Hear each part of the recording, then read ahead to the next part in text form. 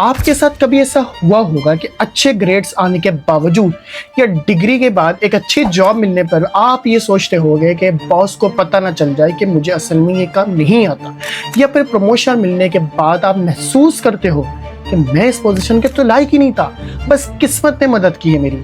یہ جو فیلنگ ہوتی ہے نا، اسی کو سائیکالوجی کی زبان میں کہتے ہیں امپوسٹر سنڈروم۔ امپوسٹر کا مطلب ہوتا ہے نقلی انسان یا جھوٹا ایکٹر، یعنی امپوسٹر سنڈروم کا مطلب ہوا اپنی اصل سکسیس کو اپنی نہ سمجھنا اور ہمیشہ یہ محسوس کرنا کہ میں نقلی ہوں، ایکسپرٹ نہیں ہوں اور ایلیجیبل بھی نہیں ہوں۔ یہ سب کرنے کا نقصان یہ ہوتا ہے کہ آپ کی اسی کامیابی پہ، کیونکہ جس کامیابی یا نعمت کو آپ ایکسیپٹ نہیں کرتے، اسے سیلیبریٹ نہیں کرتے، اس کی آپ قدر بھی نہیں کر پاتے، اور پھر اس کے چلے جانے کے بعد بھی آپ کو ریگریٹ نہیں ہوتا، کیونکہ آپ کے نزدیک تو وہ بس نصیب سے ملی تھی اور چلے گئی۔ مطلب آپ اپنے آپ کو بائی لک ملنے والی کامیابی کے بھی اہل نہیں بنا پاتے۔ اس ٹرم کو پہلی دفعہ 1978 میں دو سائیکالوجسٹ پولین اور سزیم نے یوز کیا تھا۔ انہوں نے دیکھا کہ اسپیشلی ہائی اچیونگ پیپل بھی جو ہیں وہ اپنی سکسیس کو ایکسیپٹ نہیں کرتے۔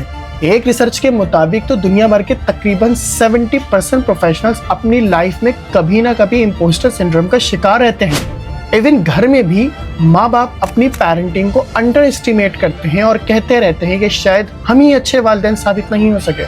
جہاں امپوسٹر سنڈروم کی وجہ سے بندہ گلٹ میں رہتا ہے، انڈر کانفیڈنٹ رہتا ہے، وہاں اس کا اپوزٹ یعنی یہ نہ ہونے کی وجہ سے انسان اوور کانفیڈنٹ بھی ہو جاتا ہے اور وہ ہر چیز کا کریڈٹ خود لینا چاہتا ہے۔ صحت مند سوچئے کہ تھوڑا سا امپوسٹر سنڈروم نارمل ہے، کیونکہ وہ ہمیں سیکھنے اور سدھارنے کی طرف لے کے جاتا ہے کہ اب یہ مل گیا ہے تو اس کو آگے لے کے چلنا ہے۔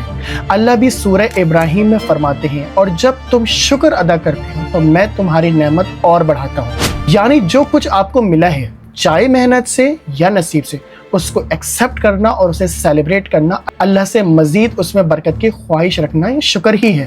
اگر آپ اپنی اچیومنٹس کو ایکسیپٹ ہی نہیں کرتے تو اس کے جانے کا دکھ بھی محسوس نہیں کرتے۔